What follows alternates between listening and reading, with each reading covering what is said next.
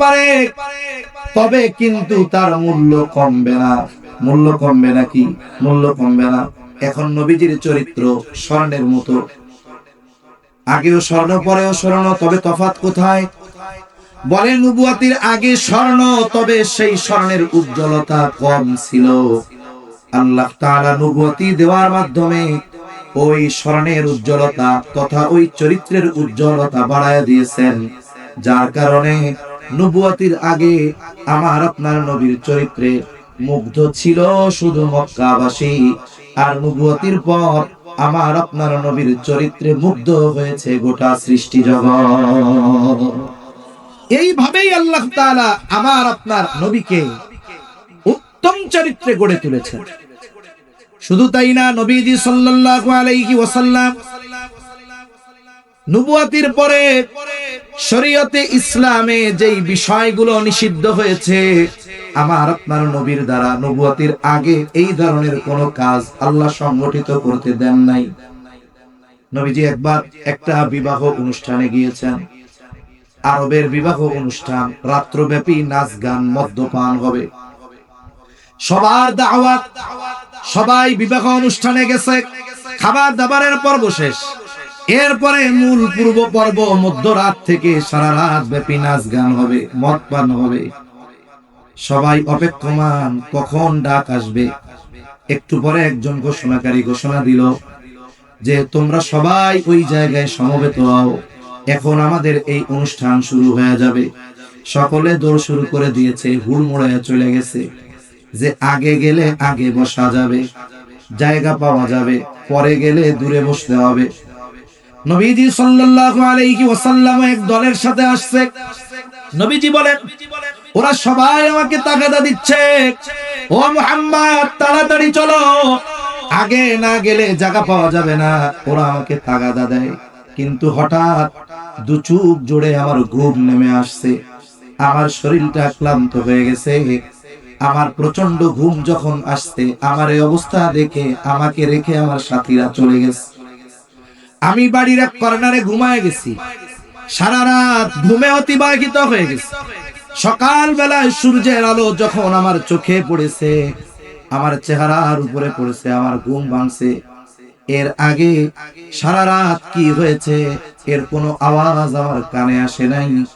যদি নবীজি ওই অনুষ্ঠানের মধ্যে শরীক থাকতেন, হয়তো কাফেররা একটা সময় বলতো, মুহাম্মদ তুমিও তোমার যৌবনকালে অনেক নাচ গানের অনুষ্ঠানে গিয়েছ। রাসূলুল্লাহ সাল্লাল্লাহু আলাইহি ওয়াসাল্লাম নবুয়তির পরেও মদ হারাম হয় নাই, নবুয়তির পর মদ হারাম হয় নাই, অনেক পরে হইছে, 3 ধাপে। এরপরে আল্লাহ তাআলা মদ হারাম করেছে। কিন্তু কেউ একথা বলতে পারবে না নবুয়তির পরে মদ হারাম হওয়ার আগে অথবা নবুয়তির আগে আমার আপনার নবী কোনদিন মদ পান করেছেন, এই কথা কেউ বলতে পারবে না। আল্লাহ তাআলা নবুয়তির আগে নবুয়তির পরে মদ হারাম হওয়ার আগ পর্যন্ত গোটা হায়াতে আমার আপনার নবী কোনদিন মদ পান তো বহুদূর, মদের আসরেও নবীজি যান না। এইভাবে আল্লাহ তাআলা আমার আপনার নবীজির চরিত্রকে হেফাজত করেছেন এবং নবুয়তির বহু পূর্ব থেকে নিয়ে আমার আপনার নবীজির মাধ্যমে সামাজিক ও মানবতার কাজগুলো আমার আপনার নবীজির মাধ্যমে নিয়েছে। এই যে আল উম্মাহ ফাউন্ডেশন, এটা তো এক হিসাবে বলা যায় রাসূল আকরাম সাল্লাল্লাহু আলাইহি ওয়াসাল্লামের ওই যৌবনকালে নবীজির এবং কুরাইশ কয়েকজন সরদারদের নেতৃত্বে নবীজির সর্বোচ্চ আগ্রহ উদ্দীপনায় যেই সংগঠন প্রতিষ্ঠিত হয়েছিল হিলফুল ফুজুল, সেটার একটা শাখা বলা চলে, ঠিক কিনা বলে? রাসূল আকরাম সাল্লাল্লাহু আলাইহি ওয়াসাল্লাম হিলফুল ফুজুল কেন প্রতিষ্ঠা করেছিলেন? ওই যৌবনকালে যখন যুবক ছিলেন তখন থেকেই নবীজি মানবতার কল্যাণে নিবেদিত ছিলেন। এর প্রমাণ পাওয়া যায় যখন নবীজি সাল্লাল্লাহু আলাইহি ওয়াসাল্লাম প্রথম ওহী নাজিল হলো হেরা গুহায়, জিবরাইল আলাইহিস সালাম ওহী নিয়ে আসছেন। নবীজি সাল্লাল্লাহু আলাইহি ওয়াসাল্লামকে বলতেছে, ইকরা, পড়ো। নবীজি বলেন, আমি পড়তে পারি না। আবার বলেন, পড়ো। আমি পড়তে পারি না। এইবার জিবরাইল আলাইহিস সালাম বললেন, পড়ো। ইকরা বিসমি রাব্বিকাল্লাযী খালাক খালাকাল ইনসানা মিন আলাক। একদারে 5টা আয়াত পড়ার কথা বললেন আর নিজের বুকের সাথে নবীজিকে চাপ দিলেন। নবীজি সাল্লাল্লাহু আলাইহি ওয়াসাল্লাম পড়লেন, তবে প্রচন্ড ভীত সন্ত্রস্ত হয়ে গেলেন নবী। হেরা গুহা থেকে দ্রুততার সাথে বাড়িতে ফিরে আসলেন। মানুষ ভয় পেলে জ্বর আসে, নবীজির গায়ে জ্বর, প্রচন্ড প্রকম্পন, শরীর কাঁপতেছে। এসে বলেন, জাম্মিলুনি জাম্মিলুনি, আমারে বস্ত্রাবৃত করো। খাদিজাতুল কুবরা রাদিয়াল্লাহু তাআলা আনহা তখন বুঝতে পারলেন নবীজির কোনো অসুবিধা হয়েছে। নবীজিকে তিনি অভয় দিলেন যে আপনাকে কোনো জিন শয়তান আপনার ক্ষতি করতে পারে না, আপনাকে কোনো জিন শয়তান আপনার ক্ষতি করতে পারে না। কেন? আপনি দুস্থ গরীব অসহায়দের পাশে দাঁড়ান, আপনি বিধবাদের পাশে দাঁড়ান, আপনি মানুষের সাহায্য করেন, যারা হক পথে তাদেরকে আপনি সহযোগিতা করেন, আপনি আত্মীয় স্বজনের সম্পর্ক রক্ষা করেন। সুতরাং কোন দুষ্ট জিন আপনার ক্ষতি করতে পারে না। এটা তো ওহী নাজিল হওয়ার সময় জানলাম। তার মানে নবীজি নবুয়তির বহু আগ থেকে এই মানবতার কল্যাণে, মানব কল্যাণে, মানুষের কল্যাণে নিবেদিত প্রাণ ছিলেন। মানুষের সেবা করতেন, দুস্থ মানুষের সেবা করতেন, সাথে সাথে অসহায় বিধবা যারা ছিল রাসূল সাল্লাল্লাহু আলাইহি ওয়াসাল্লাম তাদের খোঁজ খবর রাখতেন। এই হিলফুল ফুজুল গঠনের উদ্দেশ্য এটা ছিল যে কেউ যদি জুলুমের শিকার হয় তার পাশে দাঁড়ানো, কেউ যদি অভাবে পড়ে তাকে সহযোগিতা করা। এজন্য ইসলামে মানুষের পাশে দাঁড়ানো, মানুষের জন্য কল্যাণকামী হওয়া, এটা অনেক বড় এক ফজিলতের কাজ। একজন মুমিন অপর মুমিনের কোনো প্রয়োজন মেটাবে।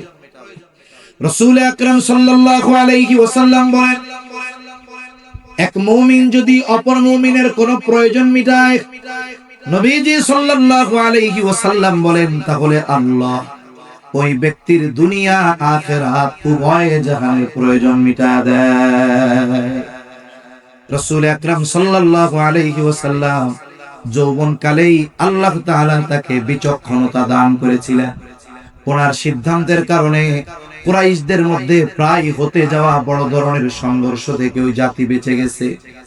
যখন বাইতুল্লাহ সংস্কার করা হবে, সকলে মিলে বাইতুল্লাহর সংস্কারের শেষ, ওই সময় হজরে আসওয়াদ এটা এক পাশে সরায় রাখা হয়েছে। প্রত্যেক গোত্রের আশা বাইতুল্লাহর সংস্কারের সর্বশেষ যেই কাজ, হজরে আসওয়াদ ওই কালো পাথরটাকে স্থানে রাখা নিজের হাতে, এটা প্রত্যেক গোত্রের অন্তরে আসা। কিন্তু এই বিষয়টা নিয়ে তাদের মধ্যে মোটামুটি তর্ক বিতর্ক শুরু হয়ে গেল। কয়েকজন মুরব্বী সমাধান দিলেন যে শোনো, আমরা এই কয়জন যা সিদ্ধান্ত নিব তোমরা মেনে নিবা? বলে হ্যাঁ মেনে নিব। এইবার ওই কয়েকজন আলাদা পরামর্শ করলো, যেই পরামর্শ গোপন থাকলো তারা পরামর্শ করলো, আগামী দিন সর্বপ্রথম যেই ব্যক্তি বাইতুল্লাহ আগমন করবে তার কাছে আমরা আমাদের এই সমস্যার কথা তুলে ধরবো। সে যে সমাধান দিবে আমরা সন্তুষ্ট চিত্তে সেই সমাধান মেনে নিব। ঠিক আছে? পরের দিন সকালে দূর থেকে নজর রাখতেছে কে আগে বাইতুল্লাহ আসে। দীর্ঘ প্রতীক্ষার পর দূর থেকে একজন মানুষের ছায়া দেখা যায়, সে ধীর পায়ে বাইতুল্লাহর দিকে আসতেছে। যত কাছে আসে তার চেহারা তত পরিষ্কার হয়। একটু পরে সকলে সমস্বরে বলতেছে, হায় রে, এ তো আমাদের আল আমিন। তাহলে আল আমিন আমাদের এই সমস্যার যেই সমাধান দিবে আমরা স্বতঃস্ফূর্ত ভাবে সেটা মেনে নিব। নবীজির কাছে এই সমস্যার কথা বলা হলো, নবীজি সমাধান দিয়ে দিলেন। বললেন, শোনো, একটা কাপড় আনো এবং কাপড়ের প্রত্যেক প্রান্তে প্রত্যেক গোত্র থেকে গোত্র প্রধান অথবা এক একজন প্রতিনিধি এই কাপড় ধরবে। নবীজি এই সিদ্ধান্ত দিলেন, প্রত্যেকে কাপড় ধরল। নবীজি নিজের হাতে পাথরটা তুলে কাপড়ে রাখলেন। সব গোত্রের মানুষেরা ওই কাপড় ধরে হজরে আসওয়াদকে বাইতুল্লাহর পাশে নিলেন। আবার নবীজি নিজের হাতে ওই পাথরটাকে যথাস্থানে স্থাপন করে দিলেন। বলে, নবীজির এই সূক্ষ্ম চিন্তাধারা আর সিদ্ধান্তের কারণে আরব জাতি এক রক্তক্ষয়ী যুদ্ধ থেকে বেঁচে যায়। নবীজি সাল্লাল্লাহু আলাইহি ওয়াসাল্লাম আরব জাতির কাছে কত প্রিয় ছিলেন, কিন্তু যখন প্রকাশ্যে ঈমানের দাওয়াত দিবেন কাফেররা নবীজির বিরুদ্ধে চলে গেছে। একটা মানুষকে যদি সমাজের মানুষের সামনে হেয় প্রতিপন্ন করতে হয়, অগ্রহণযোগ্য হিসাবে তুলে ধরতে হয়, তাহলে তার চরিত্রের উপরে আঘাত করতে হয়। কিন্তু কাফেররা নবীজিকে হত্যার চেষ্টা করেছে বারবার, কিন্তু কখনোই নবীজির চারিত্রিক ব্যাপারে অপবাদ দেওয়ার দুঃসাহস করতে পারেনি। তারা কখনো নবীজির চরিত্রের ব্যাপারে অপবাদ দেওয়ার দুঃসাহস করে নাই। তারা নবীজির ব্যাপারে 4টা শব্দ ব্যবহার করত। কয়টা শব্দ? কথা বলেন, কয়টা? 4টা। 1 নাম্বার, তারা নবীজির ব্যাপারে বলতো মুহাম্মদ পাগল, মুহাম্মদ জাদুকর, মুহাম্মদ কবি। রাসূল আকরাম সাল্লাল্লাহু আলাইহি ওয়াসাল্লামের ব্যাপারে তারা বলতো জাদুকর, কবি, পাগল। এই কথাগুলো নবীজির ব্যাপারে তারা বলতো। কিন্তু কোন ব্যক্তি খারাপ হওয়ার জন্য এই বিষয়গুলোর কারণে একটা মানুষকে খারাপ বলা যায় না। বরং বিষয়টা তো এমন হয়েছে, তাদের এই মিথ্যা অপবাদগুলাও গোটা পৃথিবীতে ইসলামের দাওয়াত। বিসমিল্লাহির রহমানির রহিম। لقد كان لكم في رسول الله أسوة حسنة. وقال رسول الله صلى الله عليه وسلم إنما بعثت لأتمم مكارم الأخلاق. आवाज दें, छाड़ें आवाज तो छाड़ते बोले. أو كما قال النبي صلى الله عليه وسلم صدق الله العلي العظيم وصدق رسوله النبي الكريم ونحن على ذلك لمن الشاهدين والشاكرين والحمد لله رب العالمين. سبحانك لا علم لنا إلا ما علمتنا إنك أنت العليم الحكيم. আমরা মহব্বতের সাথে দুরূদ শরীফ পাঠ করি। اللهم صل على محمد وعلى آل محمد كما صليت على إبراهيم وعلى آل إبراهيم إنك حميد مجيد. اللهم بارك على محمد وعلى آل محمد كما باركت على إبراهيم وعلى آل إبراهيم إنك حميد مجيد. আলহামদুলিল্লাহ। ঐতিহ্যবাহী ঢাকা জেলার অন্তর্গত আশুলিয়া থানাধীন কাইচাবাড়ি কামাল গেট আল উম্মাহ ফাউন্ডেশনের উদ্যোগে প্রথম বার্ষিক ওয়াজ মাহফিল। আজকের এই ওয়াজ মাহফিলের সম্মানিত শ্রদ্ধেয় সভাপতি, প্রধান অতিথি, বিশেষ অতিথিবৃন্দ সহ সম্মানিত শ্রদ্ধেয় উলামায়ে কেরাম, সামনে উপস্থিত মুরব্বিয়ানে কেরাম, সমবয়সী যুবক বন্ধু, স্নেহের ছোট ভাই, মাইকের আওয়াজ যত দূরে যায় নিজ নিজ স্থানে অবস্থানরত সম্মানিতা শ্রদ্ধা মা ও বোন, আল্লাহ তাআলার দরবারে অগণিত শুকর যে মহান মালিক আমাদের হায়াতে বরকত দিয়ে সুস্থ রেখে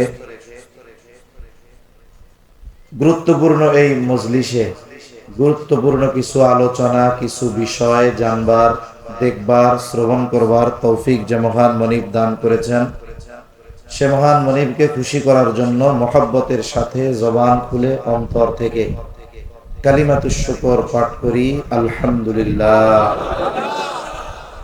অগণিত দুরূদ ও সালাম সাইয়্যিদুল আম্বিয়া, আশরাফুল আম্বিয়া, খাতামুল আম্বিয়া, ইমামুল মুরসালিন, রাহমাতুল লিল আলামিন মুহাম্মাদুর রাসূলুল্লাহ সাল্লাল্লাহু আলাইহি ওয়াসাল্লামের উপর। আমি আপনাদের খেদমতে পবিত্র কোরআনুল কারীম থেকে একটা আয়াতের অংশ ও রাসূল আকরাম সাল্লাল্লাহু আলাইহি ওয়াসাল্লামের অগণিত হাদিস থেকে একটা হাদিস পাঠ করেছি। আল্লাহ তাআলার কাছে তৌফিক চাই, আল্লাহ তাআলা কিছু কথা বলার তৌফিক দেন যেগুলো আমাদের সবার দুনিয়া এবং আখিরাতের জন্য কল্যাণকর হয়। সকলে জবান খুলে বলি আমিন। মনিটরের আওয়াজটা ছাড়েন, রিভার্ব দেন, আওয়াজটা ভাষায় দেন, টন টন করেন আওয়াজ, কেন কেন করে গে। সম্মানিত উপস্থিতি, আল্লাহ সুবহানাহু ওয়া তাআলা আমাদেরকে পরিপূর্ণ পূর্ণাঙ্গ এক জীবন ব্যবস্থা দান করেছেন, যেই জীবন ব্যবস্থার মধ্যে কোনো অপূর্ণাঙ্গতা নাই, অপরিপূর্ণতা নাই। আল্লাহ তাআলা এই জীবন ব্যবস্থাকে পরিপূর্ণ ঘোষণা দিয়ে সাথে সাথে এই জীবন ব্যবস্থা বা আল্লাহ তাআলার বিধিবিধানগুলো বাস্তবে কেমনে আমরা পরিণত করব, শুধু কিতাব নাজিলের মাধ্যমে নয়, বরং রাসূলুল্লাহ সাল্লাল্লাহু আলাইহি ওয়াসাল্লামের মাধ্যমে এই বিধিবিধান পালনের প্র্যাকটিক্যাল বিষয়টাও আল্লাহ তাআলা আমাদেরকে দেখিয়ে দিয়েছেন। এই দিন পেয়ে আমরা সবাই খুশি। আমরা খুশি না বেজার? আমাদের মধ্যে অনেকের হীনমন্যতা কাজ করে।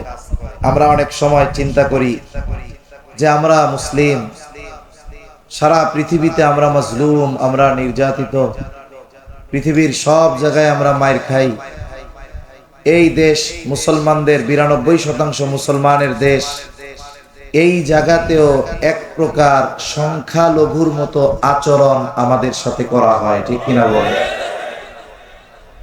এই দেশে 92% মুসলমানের দেশ হওয়ার পরেও এই দেশে মুসলিমরা যদি জুলুমের শিকার হয়, উপরন্তু কিছু কিছু ক্ষেত্রে এমন হয় মুসলিম মাজলুম হওয়ার পরে কিছু দুষ্টু মানুষ, প্রশাসনের মধ্যে থাকা কিছু ফ্যাসিবাদী, রাষ্ট্র পরিচালনার মূল অবকাঠামোগুলোতে থাকা কিছু অতীতের ফ্যাসিবাদী, এরা ওই মাজলুমকে উল্টা জালেমের ভূমিকায় দিয়ে ওই জালেমদেরকে হেফাজতের দায়িত্ব নিয়ে নেয়, ঠিক কিনা বল? কিন্তু মনে রাখতে হবে, আপনি যদি বিদেশি কোনো প্রভুকে খুশি রাখার জন্য এদেশের অধিকাংশ মানুষের বিপক্ষে যান, আপনাকে ফেরাউনের ইতিহাস দেখা লাগবে না, নিকট অতীতের ইতিহাস দেখলেই সব বুঝতে পারবেন। এজন্য মনে রাখতে হবে, এদেশে যারাই থাকতে চায়, এদেশের শাসন যারাই করতে চায়, রাষ্ট্রীয় ক্ষমতায় যদি সে টিকে থাকতে চায়, ইসলামের বিরুদ্ধে গিয়ে, মুসলমানদের বিরুদ্ধে গিয়ে, অধিকাংশ মানুষের বিরুদ্ধে গিয়ে কিছুকাল হয়তো টিকে থাকতে পারবে, কিন্তু চূড়ান্ত পতন হবে ইনশাআল্লাহ। সম্মানিত উপস্থিতি, সেজন্য হীনমন্যতার কোনো কারণ নাই, কারণ ইসলাম আল্লাহ সুবহানাহু ওয়া তাআলা বিজয়ী করেই পাঠিয়েছেন। আমরা যদি মনে করি যে ইসলামের বিজয়ের জন্য আমাদের ইসলামের সাথে থাকতে হবে, আমরা না হলে ইসলামের বিজয় হবে না, বিষয়টা এমন নয়। ইসলাম শুরু থেকেই বিজয়ী, বরং সৌভাগ্যবান তো সে হবে যে ইসলামের সাথে থাকবে। কারণ ইসলাম এমন এক জীবন দর্শন, এমন এক জীবন ব্যবস্থা, ইসলামের জন্য, আল্লাহর জন্য, রাসূলের জন্য ইসলামের সাথে থেকে কেউ যদি নিজের জীবন দিয়ে দেয়, সে হেরে যায় না, বরং সেও জয়ী। কারণ মানুষ মৃত্যুর মাধ্যমে পরাজিত হয় না, অনেক সময় মৃত্যুই চূড়ান্ত বিজয়কে ছিনিয়ে আনে, ঠিক কিনা বলেন?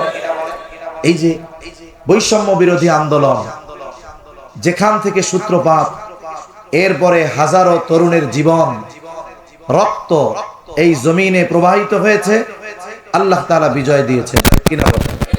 অতীতের ইতিহাস এরকম, ইসলামের জন্য জীবন দিয়েছে, এই জীবন দেওয়াই চূড়ান্ত বিজয়ের কারণ হয়েছে। কোরআনুল কারীমে একটা ঘটনা আছে, সূরাতুল বুরুজের মধ্যে। ঈসা আলাইহিস সালাতু ওয়াস সালাম দুনিয়া থেকে আল্লাহ তাআলা উঠায় নেবার পর, আমার আপনার নবীজি দুনিয়ায় আসার আগে এই মধ্যবর্তী সময়ে এক জালেম বাদশা ছিল, যার নাম ছিল ইউসুফ জুন্নাওয়াজ। সে নিজেকে খোদা দাবি করত। ওই সময়ে যারা খ্রিস্ট ধর্মের অনুসারী ছিলেন, তাদের উপরে সে জুলুম, অত্যাচার, বিভিন্ন ধরনের কষ্ট তাদেরকে দেওয়া হতো। বাদশাহ ইউসুফ জুলনওয়াজের দরবারে একজন জাদুকর ছিলেন, জাদুকর। এই জাদুকর যখন বার্ধক্যে উপনীত হলেন, তখন তিনি বাদশার কাছে আরজ করলেন, বাদশাহ, আমি তো জীবনের শেষ সময় অতিবাহিত করতেছি, আপনি আমাকে এমন একটা যুবক দেন যার মেধা ভালো হবে, আমি আমার এই জ্ঞান তাকে শিক্ষা দিয়ে যাব, জ্ঞান সংরক্ষিত থাকবে, পরবর্তীতে আপনি তার মাধ্যমে উপকৃত হবেন। ইউসুফ জুলনওয়াজ সারা দেশ খুঁজে একজন যুবককে তার অধীনে দিয়ে দিল যে এরে তুমি সব শিখাইয়া দিবা। যুবকের নাম হলো আব্দুল্লাহ বিন তামের। যুবক রাজপ্রাসাদে খুব আরাম আয়েশ ভোগ বিলাসের সাথে অবস্থান করে, আর প্রতিদিন কিছু সময় ওই জাদুকরের কাছে গিয়ে জাদু শিখে আসে। তা তার যাওয়ার পথে একজন খ্রিস্ট ধর্মের পাদ্রী ছিলেন, গোপনে এক জায়গায় তিনি তার দিনই কিছু কাজ করতেন, গোপনে কিছু মানুষ তার কাছে যাওয়া আসা করত। আব্দুল্লাহ বিন তামের এই যাওয়া আসার পথে একদিন চিন্তা করলেন, আমি একটু এই লোকটার কাছে যাই, দেখি কি করে উনি। আব্দুল্লাহ বিন তামের যখন গেলেন, তার সাথে কথাবার্তা হলো। ওই ব্যক্তি তাকে তাওহীদের ধর্মের দাওয়াত দিল, আল্লাহর একত্ববাদের দাওয়াত দিল, ঈমানের দাওয়াত দিল। লোকটার কথা তার ভালো লাগছে। একটা সময় লোকটার কথার দ্বারা সে প্রভাবান্বিত হয়েছে। এইবার দুই জায়গায় যায়, জাদুকরের কাছেও যায়, এই লোকটার কাছেও যায়। মোটামুটি অবস্থা এমন, সে তাওহীদের দিকে, আল্লাহর একত্ববাদের দিকে ধাবিত হয়ে গেছে বেশি। কিন্তু পরিস্থিতির শিকার, বাদশার দরবারে থাকে, তার কাছে যায়, কিন্তু তার ঈমান, আল্লাহর প্রতি বিশ্বাস তার অন্তরের মধ্যে সে গেঁথে নিয়েছে। একদিন সে যাচ্ছে, যাবার পথে একটা বাঘ রাস্তা আটকিয়ে রাস্তার উপরে বসে আছে। স্বাভাবিকভাবে কোনো কুকুর যদি খেপা হয়, ওই কুকুরের পাশ দিয়ে যাওয়াও মানুষ বিপজ্জনক মনে করে। এখন বাঘ রাস্তার উপরে বসা, এখন মানুষের চলাচলে বিঘ্ন হচ্ছে, ভয় পাইতেছে মানুষ। আব্দুল্লাহ বিন তামের একটা পরীক্ষা করার সুযোগ পেয়ে গেছে। আসলে হকের উপরে কে আছে, সত্যের উপরে কে আছে, এটা তার সুনিশ্চিত হওয়া দরকার। এইবার সে হাতে একটা পাথর নিয়েছে, পাথর, আল্লাহর পরিচয় তো লাভ করছে। এইবার সে আল্লাহ তাআলার কাছে বলতেছে, আয় আল্লাহ, পাদ্রীর ধর্ম যদি সত্য হয়, পাদ্রী যদি হকের উপরে থাকে, তাহলে এই পাথর দিয়ে বাঘকে আঘাত করব, এই আঘাতে যেন বাঘ মারা যায়। সে এবার সুনিশ্চিত হতে চায় আসলে পাদ্রী যে তাওহীদের ধর্মের দাওয়াত দেয়, এটা সত্য নাকি মিথ্যা। এইবার সেই কথা বলে, আল্লাহ, পাদ্রীর ধর্ম যদি সত্য হয়, এই পাথরের আঘাতে যেন বাঘ মারা যায়। এইবার বিসমিল্লাহ বলে হাতের সেই পাথরটা বাঘের দিকে নিক্ষেপ করলো। যখন ওই পাথরের আঘাত বাঘের গায়ে লাগলো, সাথে সাথে বাঘ মারা গেল। এইবার এই যুবক সুনিশ্চিত যে পাদ্রী হকের উপরে আছে, সত্যের উপরে আছে। আব্দুল্লাহ বিন তামের এইবার তার হকের কথা প্রমাণিত হয়ে গেছে, সুনিশ্চিত হয়ে গেছে। আব্দুল্লাহ বিন তামের রাজপ্রাসাদে যেই জায়গায় থাকতেন, ওই জায়গায় একজন উজির ছিল। ওই বাদশাহ উজির ছিল অন্ধ, চোখে দেখে না। আব্দুল্লাহ বিন তামের তাকে বলতেছে, শোনো, আমি তোমার চোখটা ভালো করে দিতে পারি, তবে কেমনে ভালো হলো এটা তোমাকে গোপন রাখতে হবে, আর আমার কথা মানতে হবে, তাহলে তোমার চোখ ভালো হয়ে যাবে। আব্দুল্লাহ বিন তামের এইবার আল্লাহর কাছে দোয়া করলো, তার দোয়া কবুল হয়ে গেল। ওই অন্ধ উজিরের চোখ ভালো হয়ে গেল। উজিরকে সে তাওহীদের দাওয়াত দিল, উজিরও ঈমান আনলো। পরের দিন এই উজির যখন রাজ দরবারে গেছে, আগে ছিল অন্ধ, এখন চোখে দেখে না। উজিরের ইয়াকিন, দুনিয়ার কেউ তার চোখ ভালো করে নাই, চোখ ভালো করছে কে? আরো জোরে বলেন কে? সাউন্ড বাড়ান, আরো সাউন্ড বাড়ান, আরো অনেক বাড়ান, মনিটরে ফুল বাড়ান। চোখ ভালো করছে কে? জবান খুলে কর। আল্লাহ তাআলা চোখ ভালো করছে। ওই লোক যখন রাজ দরবারে গেছে, বাদশাহ তারে জিজ্ঞাসা করে, তোমার চোখ কেমনে ভালো হইল? তুমি না অন্ধ ছিলা? এইবার জজবায় ওই লোকটা জবাব দিয়ে দিয়েছে যে আমার চোখ ভালো করেছে আল্লাহ। আব্দুল্লাহ বিন তামির তাকে বলছে, খবরদার, এই কথাগুলো কিন্তু বাদশার সামনে প্রকাশ করা যাবে না। কিন্তু উজির যখন প্রকাশ করে দিয়েছে আমার আল্লাহ আমার চোখ ভালো করেছে, বাদশাহ এবার বলে, বল, আমি তোর আল্লাহ, আমি তো তোর চোখ ভালো করি নাই, কোন আল্লাহ তোর চোখ ভালো করছে? এইবার উজিরের উপরে নির্যাতন।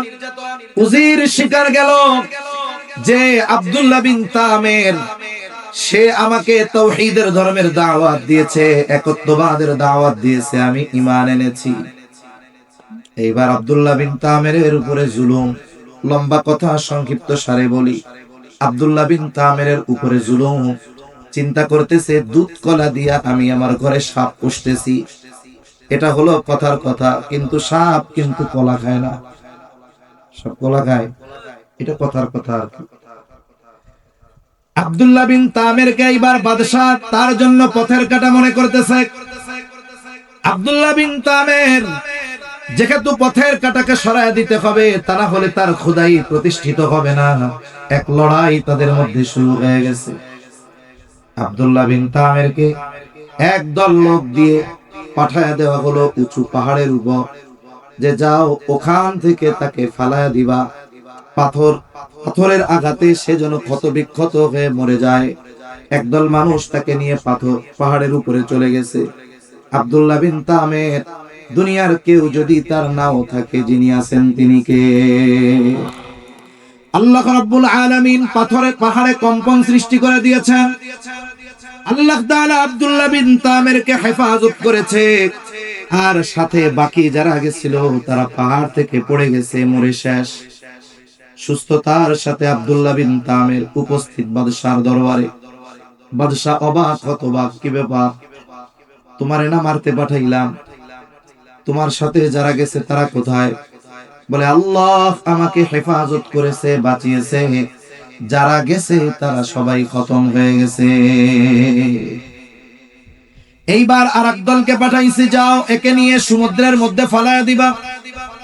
একদল মানুষ আব্দুল্লাহ বিন তামিরকে নিয়ে নৌকায় সমুদ্রের ভেতরে নিয়ে গেছে। আল্লাহ তাআলা ওই জায়গা থেকেও আব্দুল্লাহ বিন তামিরকে হেফাজত করেছে। নৌকা ডুবিতে তাকে যারা মারতে গেছে তারা সবাই শেষ। সুস্থ অবস্থায় আব্দুল্লাহ বিন তামির বাদশার সামনে হাজির। বাদশা বলে, তুমি বাঁচলা কেমনে? তোমারে না মারতে পাঠাইলাম। আব্দুল্লাহ বিন তামির আবার বলে, আমাকে বাঁচিয়েছেন আল্লাহ। তোমার সাথে যাদেরকে পাঠিয়েছি তারা কোথায়? বলে, তারা সবাই শেষ। আব্দুল্লাহ বিন তামিরকে বারবার হত্যার চেষ্টা করেও বাদশাহ হত্যা করতে পারে না। এবার আব্দুল্লাহ বিন তামির বলে, বাদশাহ, তুমি তোমার পদ্ধতি যতই অবলম্বন করো না কেন, আমাকে হত্যা করতে পারবা না। তবে আমি একটা পদ্ধতি তোমাকে বলে দেই, এই পদ্ধতি যদি তুমি অবলম্বন করো তাহলে তোমার মনোবাসনা পূরণ হবে। আব্দুল্লাহ বিন তামিরকে বলে, বলো কোন পদ্ধতি? তুমি যদি আমাকে মারতে চাও, গোটা দেশে এলান করে দিবা, নির্ধারিত একটা জায়গায় সকলকে জড়ো হতে বলবা, সকলের উপস্থিতিতে তোমার জল্লাদ আমার দিকে তীর নিক্ষেপ করবে। তবে একটা শর্ত, এই তীর মারার সময় বলতে হবে বিসমিল্লাহি বিরাব্বিল গোলাম। এই গোলাম, এই যুবকের রবের নামে তীর মারতেছি, আল্লাহর নামে তীর মারতেছি, যে এই রবের, এই যুবকের রব, এই যুবকের রব আল্লাহর নামে তীর মারতেছি। ও চিন্তা করছে, মরলে তো খতম, যা কইতে কয় কোক, এইটা কইয়া আগে ওরে মারি, এরপরে আমার মিশন সাকসেস। সারা দেশে ঘোষণা করে দেওয়া হলো অমুক দিন আব্দুল্লাহ বিন তামিরকে এইভাবে মারা হবে। ইতিমধ্যে সারা দেশের মধ্যে কথা ছড়ায় গেছে, ঘটনা ছড়িয়ে গেছে। আব্দুল্লাহ বিন তামির একটা যুবক, তার সাথে কেউ নাই, অস্ত্র নাই। বাদশার সাথে তার এক তুমুল লড়াই শুরু হয়েছে। সারা দেশের মানুষ চলে আসছে, দুনিয়ার মানুষ বাঁচতে চায়, আর এই যুবক নিজে মরতে চায়। দেখার দরকার। সবাই হাজির, বুড়া বুড়া সবাই হাজির, সন্তান কোলে নিয়ে, দুগ্ধপোষ্য সন্তান নিয়ে মাও হাজির। এই দৃশ্য দেখার জন্য লাখো মানুষের উপস্থিতিতে এইবার জল্লাদ বিসমিল্লাহি বিরব্বিল গোলাম বলে যখন আব্দুল্লাহ বিন তামেরের দিকে তীর নিক্ষেপ করেছে, তীর গায়ে বিদ্ধ হয়েছে, সাথে সাথে যুবক আব্দুল্লাহ বিন তামের জমিনে পড়ে গেছে, মৃত্যু হয়ে গেছে, শহীদ হয়ে গেছে। এই দৃশ্য দেখে উপস্থিত লাখো জনতা সমস্বরে প্রত্যেকে জবান খুলে উঁচু আওয়াজে ঘোষণা দিয়েছে, আমানতু বিরব্বিল গোলাম, আমরাও এই যুবকের রবের উপরে ঈমান আনলাম। তাহলে এই যুবকের মিশন কি ছিল? যুবকের মিশন ছিল মানুষদের কাছে ঈমানের দাওয়াত পৌঁছে দেওয়া। এটাই ছিল তার সফলতার মূল। বলে সে বেঁচে থেকে পারে নাই ঠিক, মৃত্যুর মাধ্যমে সফলতা অর্জন করেছে। এই জন্য শুধুমাত্র বেঁচে থাকলেই মানুষ সফল হয় তা না, বরং মৃত্যুর মাধ্যমেও মানুষ চূড়ান্ত কাঙ্ক্ষিত সফলতা অর্জন করে। এজন্য অনেকে হতাশার মধ্যে ভুগে যে আমরা মুসলমান, আমাদের উপরে এত জুলুম, এত অত্যাচার। ইমানদার যদি ইমানের উপরে থাকে, ইসলামের উপরে থাকে, তাহলে সে যদি মারাও যায় এটাও তার সফলতা, ঠিক কিনা বলে? মূলত আমি অন্য কিছু কথা বলার জন্য আয়াত পাঠ করছি, এরপরেও কথাগুলো আল্লাহর তরফ থেকে আসলো তাই বললাম। আল্লাহর তরফ থেকে আসলো তাই কথাগুলো বললাম। মূলত রাসূল আকরাম সাল্লাল্লাহু আলাইহি ওয়াসাল্লাম, এই যে আল উম্মাহ ফাউন্ডেশন, আজকে পৃথিবীতে অনেক সংগঠন আছে, অনেক লিখিত সংগঠন আছে, গঠনতন্ত্রের আলোকে সংগঠন আছে, কিন্তু এই পৃথিবীতে লিখিত সংগঠন আর এই সংগঠনের সংগঠক ছিলেন মুহাম্মদুর রাসূলুল্লাহ সাল্লাল্লাহু আলাইহি ওয়াসাল্লাম।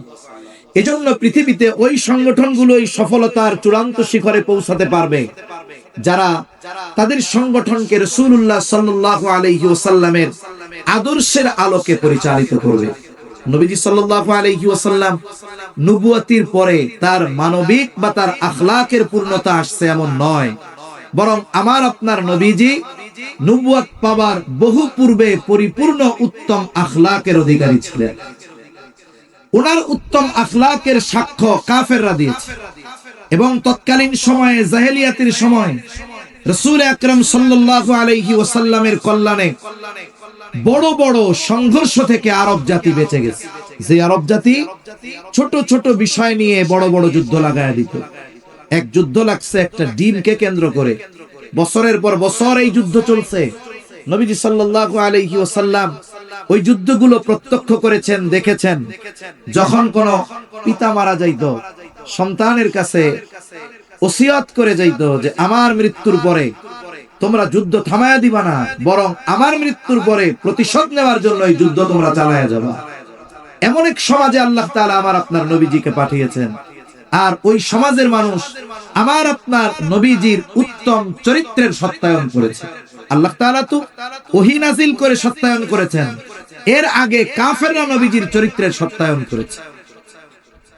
একটা মানুষের চারিত্রিক যতগুলো দিক আছে, সবচাইতে উত্তম দিক হলো সত্যবাদিতা, সবচাইতে গুরুত্বপূর্ণ বিষয় হলো সত্যবাদিতা। এই জন্য আল্লাহ তাআলা কোরআনুল কারীমের মধ্যে ঈমানদারদেরকে তাকওয়া অর্জনের নির্দেশ দিয়েছেন, সাথে সাথে সত্যবাদীদের সঙ্গ গ্রহণের আদেশ দিয়েছেন। আল্লাহ তাআলা বলেন, ভাই মাইকের মতো করেন আওয়াজ, মাইকের মতো দূর থেকে না টানলে কষ্ট হয় কথা বলতে। আওয়াজ ছাড়েন না, আওয়াজটা ছেড়ে দেন। একটা মানুষের সবচাইতে ভালো গুণ হলো সত্যবাদিতা। এখন ঠিক করছে, এতবার বললে আমাদেরও খারাপ লাগে। মাইক দিবেন, এই কোনায় মাইক, এই কোনায় মাইক, এগুলা দিবেন না, দরকার নাই তো। এগুলা ইসলামী সঙ্গীত শিল্পীরা আসলে তারা দিবে, তাদের দিবেন। একটা মানুষের সবচাইতে ভালো গুণ হলো সত্যবাদিতা। এজন্য আল্লাহ তাআলা তাকওয়া অর্জনের জন্য সত্যবাদীদের সঙ্গ গ্রহণের নির্দেশ দিয়েছেন। আর আমার আপনার নবী নবুয়তির পরে নয়, বরং নবুয়তির বহু আগে কাফেরদের থেকে আল আমিন আস-সাদিক, সত্যবাদী আমানতদার উপাধি লাভ করেছেন। নবীজির সত্যবাদিতায় কাফেররা কতটা মুগ্ধ ছিল, একটা ঘটনা শোনাই। নবুয়তির পর নবীজি সাল্লাল্লাহু আলাইহি ওয়াসাল্লাম 3 বছর গোপনে দাওয়াত দিয়েছেন। কয় বছর? আরো জোরে বলেন, কয় বছর?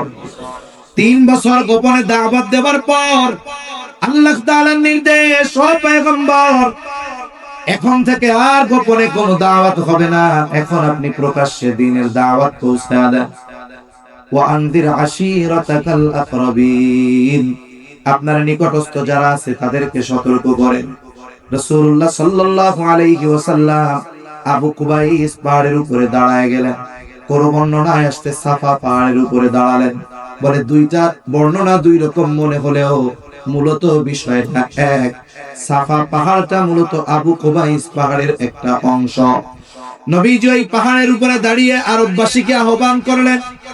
আবু কুবাইস পাহাড়ের একটা বৈশিষ্ট্য ছিল, যদি কোনো অপরিচিত মানুষ ওই পাহাড়ের উপরে দাঁড়িয়ে মক্কাবাসীর কাছে কোনো সাহায্য চাইতো, মক্কাবাসী দেখতো না ব্যক্তিকে, বরং ওই পাহাড়ের মর্যাদার কারণে সাহায্য প্রার্থী ব্যক্তিকে সাহায্যের জন্য তারা ছুটে আসতো।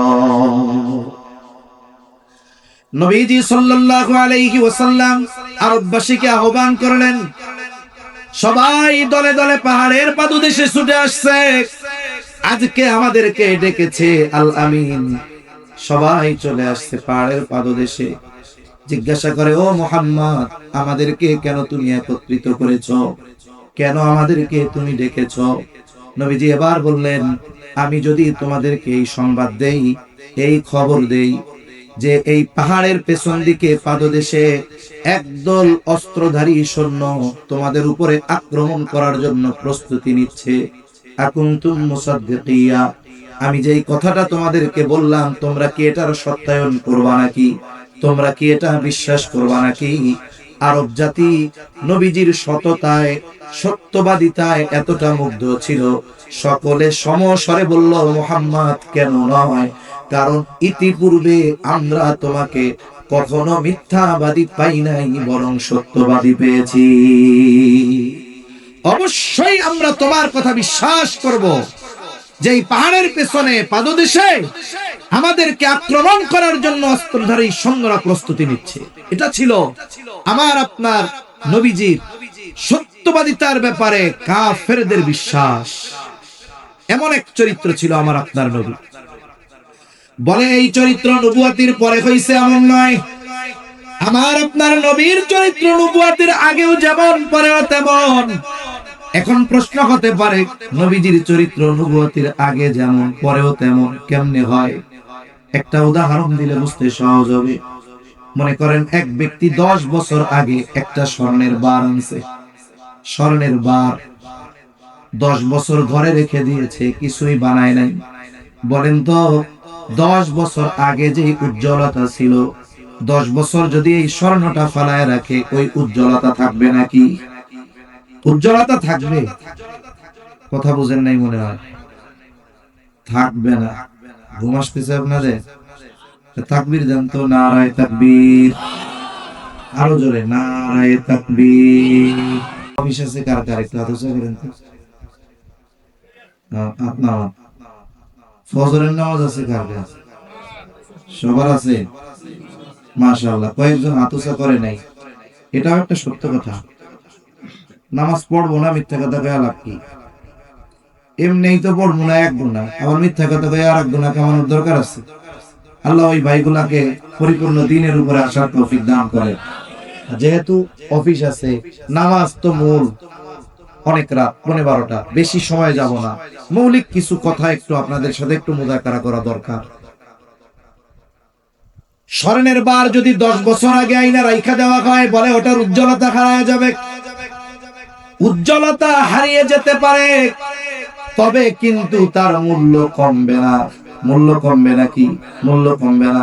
এখন নবীজির চরিত্র স্বর্ণের মতো, আগেও স্বর্ণ পরেও স্বর্ণ, তবে তফাৎ কোথায়? বলে নবুয়তের আগে স্বর্ণ, তবে সেই স্বর্ণের উজ্জ্বলতা কম ছিল। আল্লাহ তাআলা নবুয়তি দেওয়ার মাধ্যমে ওই স্বর্ণের উজ্জ্বলতা তথা ওই চরিত্রের উজ্জ্বলতা বাড়ায় দিয়েছেন, যার কারণে নবুয়তির আগে আমার আপনার নবীর চরিত্রে মুগ্ধ ছিল শুধু মক্কাবাসী, আর নবুয়তির পর আমার আপনার নবীর চরিত্রে মুগ্ধ হয়েছে গোটা সৃষ্টি জগৎ। এইভাবেই আল্লাহ তাআলা আমার আপনার নবীকে উত্তম চরিত্রে গড়ে তুলেছেন। শুধু তাই না, নবীজি সাল্লাল্লাহু আলাইহি ওয়াসাল্লাম নবুয়তির পরে শরীয়তে ইসলামে যেই বিষয়গুলো নিষিদ্ধ হয়েছে, আমার আপনার নবীর দ্বারা নবুয়তির আগে এই ধরনের কোন কাজ আল্লাহ সংগঠিত করতে দেন নাই। নবীজি একবার একটা বিবাহ অনুষ্ঠানে গিয়েছেন। আরবের বিবাহ অনুষ্ঠান, রাত্রব্যাপী নাচ গান মদ্যপান হবে, সবার দাওয়াত, সবাই বিবাহ অনুষ্ঠানে গেছে, খাবার দাবারের পর্ব শেষ। এরপরে মূল পূর্ব পর্ব, মধ্যরাত থেকে সারা রাত ব্যাপী নাচ গান হবে, মদ পান হবে। সবাই অপেক্ষমান কখন ডাক আসবে। একটু পরে একজন ঘোষণাকারী ঘোষণা দিল যে তোমরা সবাই ওই জায়গায় সমবেত হও, এখন আমাদের এই অনুষ্ঠান শুরু হয়ে যাবে। সকলে দৌড় শুরু করে দিয়েছে, হুড়মুড়ে চলে গেছে যে আগে গেলে আগে বসা যাবে, জায়গা পাওয়া যাবে, পরে গেলে দূরে বসতে হবে। নবীজি সাল্লাল্লাহু আলাইহি ওয়াসাল্লাম এক দলের সাথে আসছে। নবীজি বলেন, ওরা সবাই আমাকে তাগাদা দিচ্ছে, ও মুহাম্মদ তাড়াতাড়ি চলো, আগে না গেলে জায়গা পাওয়া যাবে না। ওরা আমাকে তাগাদা দেয়, কিন্তু হঠাৎ দু চোখ জোড়ে আমার ঘুম নেমে আসছে, আমার শরীরটা ক্লান্ত হয়ে গেছে। আমার প্রচন্ড ঘুম যখন আসছে, আমার এই অবস্থা দেখে আমাকে রেখে আমার সাথীরা চলে গেছে। আমি বাড়ির এক কর্নারে ঘুমায় গেছি, সারা রাত ঘুমে অতিবাহিত হয়ে গেছে। সকাল বেলায় সূর্যের আলো যখন আমার চোখে পড়েছে, আমার চেহারার উপরে পড়েছে, আমার ঘুম ভাঙছে। এর আগে সারা রাত কি হয়েছে এর কোনো আওয়াজ আমার কানে আসে নাই। যদি নবীজি ওই অনুষ্ঠানের মধ্যে শরীক থাকতেন, হয়তো কাফেররা একটা সময় বলতো, মুহাম্মদ তুমিও তোমার যৌবনকালে অনেক নাচ গানের অনুষ্ঠানে গিয়েছ। রাসূলুল্লাহ সাল্লাল্লাহু আলাইহি ওয়াসাল্লাম নবুয়তির পরেও মদ হারাম হয় নাই, নবুয়তির পর মদ হারাম হয় নাই, অনেক পরে হইছে, 3 ধাপে। এরপরে আল্লাহ তাআলা মদ হারাম করেছে। কিন্তু কেউ একথা বলতে পারবে না নবুয়তির পরে মদ হারাম হওয়ার আগে অথবা নবুয়তির আগে আমার আপনার নবী কোনদিন মদ পান করেছেন, এই কথা কেউ বলতে পারবে না। আল্লাহ তাআলা নবুয়তির আগে নবুয়তির পরে মদ হারাম হওয়ার আগ পর্যন্ত গোটা হায়াতে আমার আপনার নবী কোনদিন মদ পান তো বহুদূর, মদের আসরেও নবীজি যান না। এইভাবে আল্লাহ তাআলা আমার আপনার নবীজির চরিত্রকে হেফাজত করেছেন এবং নবুয়তির বহু পূর্ব থেকে নিয়ে আমার আপনার নবীজির মাধ্যমে সামাজিক ও মানবতার কাজগুলো আমার আপনার নবীজির মাধ্যমে নিয়েছে। এই যে আল উম্মাহ ফাউন্ডেশন, এটা তো এক হিসাবে বলা যায় রাসূল আকরাম সাল্লাল্লাহু আলাইহি ওয়াসাল্লামের ওই যৌবনকালে নবীজির এবং কুরাইশ কয়েকজন সরদারদের নেতৃত্বে নবীজির সর্বোচ্চ আগ্রহ উদ্দীপনায় যেই সংগঠন প্রতিষ্ঠিত হয়েছিল হিলফুল ফুজুল, সেটার একটা শাখা বলা চলে, ঠিক কিনা বলে? রাসূল আকরাম সাল্লাল্লাহু আলাইহি ওয়াসাল্লাম হিলফুল ফুজুল কেন প্রতিষ্ঠা করেছিলেন? ওই যৌবনকালে যখন যুবক ছিলেন তখন থেকেই নবীজি মানবতার কল্যাণে নিবেদিত ছিলেন। এর প্রমাণ পাওয়া যায় যখন নবীজি সাল্লাল্লাহু আলাইহি ওয়াসাল্লাম প্রথম ওহী নাজিল হলো হেরা গুহায়, জিবরাইল আলাইহিস সালাম ওহী নিয়ে আসছেন। নবীজি সাল্লাল্লাহু আলাইহি ওয়াসাল্লামকে বলতেছে, ইকরা, পড়ো। নবীজি বলেন, আমি পড়তে পারি না। আবার বলেন, পড়ো। আমি পড়তে পারি না। এইবার জিবরাইল আলাইহিস সালাম বললেন, পড়ো। ইকরা বিসমি রাব্বিকাল্লাযী খালাক, খালাকাল ইনসানা মিন আলাক। একদারে 5টা আয়াত পড়ার কথা বললেন আর নিজের বুকের সাথে নবীজিকে চাপ দিলেন। নবীজি সাল্লাল্লাহু আলাইহি ওয়াসাল্লাম পড়লেন। তবে প্রচন্ড ভীত সন্ত্রস্ত হয়ে গেলেন নবী। হেরা গুহা থেকে দ্রুততার সাথে বাড়িতে ফিরে আসলেন। মানুষ ভয় পেলে জ্বর আসে, নবীজির গায়ে জ্বর, প্রচন্ড প্রকম্পন, শরীর কাঁপতেছে। এসে বলেন, জাম্মিলুনি জাম্মিলুনি, আমারে বস্ত্রাবৃত করো। খাদিজাতুল কুবরা রাদিয়াল্লাহু তাআলা আনহা তখন বুঝতে পারলেন নবীজির কোনো অসুবিধা হয়েছে। নবীজিকে তিনি অভয় দিলেন যে আপনাকে কোনো জিন শয়তান আপনার ক্ষতি করতে পারে না, আপনাকে কোনো জিন শয়তান আপনার ক্ষতি করতে পারে না। কেন? আপনি দুস্থ গরীব অসহায়দের পাশে দাঁড়ান, আপনি বিধবাদের পাশে দাঁড়ান, আপনি মানুষের সাহায্য করেন, যারা হক পথে তাদেরকে আপনি সহযোগিতা করেন, আপনি আত্মীয় স্বজনের সম্পর্ক রক্ষা করেন। সুতরাং কোন দুষ্ট জিন আপনার ক্ষতি করতে পারে না। এটা তো ওহী নাজিল হওয়ার সময় জানলাম। তার মানে নবীজি নবুয়তির বহু আগ থেকে এই মানবতার কল্যাণে, মানব কল্যাণে, মানুষের কল্যাণে নিবেদিত প্রাণ ছিলেন। মানুষের সেবা করতেন, দুস্থ মানুষের সেবা করতেন, সাথে সাথে অসহায় বিধবা যারা ছিল রাসূল সাল্লাল্লাহু আলাইহি ওয়াসাল্লাম তাদের খোঁজ খবর রাখতেন। এই হিলফুল ফুজুল গঠনের উদ্দেশ্য এটা ছিল যে কেউ যদি জুলুমের শিকার হয় তার পাশে দাঁড়ানো, কেউ যদি অভাবে পড়ে তাকে সহযোগিতা করা।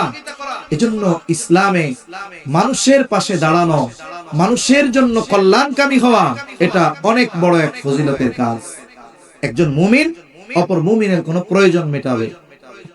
রাসূল আকরাম সাল্লাল্লাহু আলাইহি ওয়াসাল্লাম বলেন, এক মুমিন যদি অপর মুমিনের কোনো প্রয়োজন মেটায়, নবীজি সাল্লাল্লাহু আলাইহি ওয়াসাল্লাম বলেন, তাহলে আল্লাহ ওই ব্যক্তির দুনিয়া আখিরাত উভয় জাহানের প্রয়োজন মিটায় দেয়। রাসূল আকরাম সাল্লাল্লাহু আলাইহি ওয়াসাল্লাম যৌবনকালেই আল্লাহ তাআলা তাকে বিচক্ষণতা দান করেছিলেন। ওনার সিদ্ধান্তের কারণে কুরাইশদের মধ্যে প্রায় হতে যাওয়া বড় ধরনের সংঘর্ষ থেকে ওই জাতি বেঁচে গেছে। যখন বাইতুল্লাহ সংস্কার করা হবে, সকলে মিলে বাইতুল্লাহর সংস্কারের শেষ, ওই সময় হজরে আসওয়াদ এটা এক পাশে সরায় রাখা হয়েছে। প্রত্যেক গোত্রের আশা বাইতুল্লাহর সংস্কারের সর্বশেষ যেই কাজ, হজরে আসওয়াদ ওই কালো পাথরটাকে স্থানে রাখা নিজের হাতে, এটা প্রত্যেক গোত্রের অন্তরে আসা। কিন্তু এই বিষয়টা নিয়ে তাদের মধ্যে মোটামুটি তর্ক বিতর্ক শুরু হয়ে গেল। কয়েকজন মুরব্বী সমাধান দিলেন যে শোনো, আমরা এই কয়জন যা সিদ্ধান্ত নিব তোমরা মেনে নিবা? বলে হ্যাঁ মেনে নিব।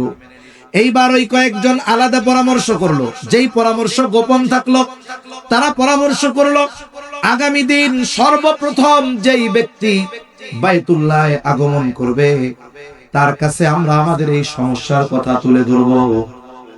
সে যে সমাধান দিবে আমরা সন্তুষ্ট চিত্তে সেই সমাধান মেনে নিব। ঠিক আছে। পরের দিন সকালে দূর থেকে নজর রাখতেছে কে আগে বাইতুল্লাহে আসে। দীর্ঘ প্রতীক্ষার পর দূর থেকে একজন মানুষের ছায়া দেখা যায়, সে ধীর পায়ে বাইতুল্লাহর দিকে আসতেছে। যত কাছে আসে তার চেহারা তত পরিষ্কার হয়। একটু পরে সকলে সমস্বরে বলতেছে, হায় রে, এ তো আমাদের আল আমিন। তাহলে আল আমিন আমাদের এই সমস্যার যেই সমাধান দিবে আমরা স্বতঃস্ফূর্ত ভাবে সেটা মেনে নিব। নবীজির কাছে এই সমস্যার কথা বলা হলো, নবীজি সমাধান দিয়ে দিলেন। বললেন, শোনো, একটা কাপড় আনো এবং কাপড়ের প্রত্যেক প্রান্তে প্রত্যেক গোত্র থেকে গোত্র প্রধান অথবা এক একজন প্রতিনিধি এই কাপড় ধরবে। নবীজি এই সিদ্ধান্ত দিলেন, প্রত্যেকে কাপড় ধরলো। নবীজি নিজের হাতে পাথরটা তুলে কাপড়ে রাখলেন। সব গোত্রের মানুষেরা ওই কাপড় ধরে হজরে আসওয়াদকে বাইতুল্লাহর পাশে নিলেন। আবার নবীজি নিজের হাতে ওই পাথরটাকে যথাস্থানে স্থাপন করে দিলেন। বলে, নবীজির এই সূক্ষ্ম চিন্তাধারা আর সিদ্ধান্তের কারণে আরব জাতি এক রক্তক্ষয়ী যুদ্ধ থেকে বেঁচে যায়। নবীজি সাল্লাল্লাহু আলাইহি ওয়াসাল্লাম আরব জাতির কাছে কত প্রিয় ছিলেন, কিন্তু যখন প্রকাশ্যে ঈমানের দাওয়াত দিবেন, কাফেররা নবীজির বিরুদ্ধে চলে গেছে। একটা মানুষকে যদি সমাজের মানুষের সামনে হেয় প্রতিপন্ন করতে হয়, অগ্রহণযোগ্য হিসাবে তুলে ধরতে হয়, তাহলে তার চরিত্রের উপরে আঘাত করতে হয়, চরিত্রের উপরে আঘাত করতে হয়। কিন্তু কাফেররা নবীজিকে হত্যার চেষ্টা করেছে বারবার, কিন্তু কখনোই নবীজির চারিত্রিক ব্যাপারে অপবাদ দেওয়ার দুঃসাহস করতে পারেনি। তারা কখনো নবীজির চরিত্রের ব্যাপারে অপবাদ দেওয়ার দুঃসাহস করে নাই। তারা নবীজির ব্যাপারে 4টা শব্দ ব্যবহার করতো। কয়টা শব্দ? কথা বলেন, কয়টা? 4টা। 1 নাম্বার, তারা নবীজির ব্যাপারে বলতো মুহাম্মদ পাগল, মুহাম্মদ জাদুকর, মুহাম্মদ কবি। রাসূল আকরাম সাল্লাল্লাহু আলাইহি ওয়াসাল্লামের ব্যাপারে তারা বলতো জাদুকর, কবি, পাগল। এই কথাগুলো নবীজির ব্যাপারে তারা বলতো। কিন্তু কোন ব্যক্তি খারাপ হওয়ার জন্য এই বিষয়গুলোর কারণে একটা মানুষকে খারাপ বলা যায় না। বরং বিষয়টা তো এমন হয়েছে, তাদের এই মিথ্যা অপবাদগুলাও গোটা পৃথিবীতে ইসলামের দাওয়াত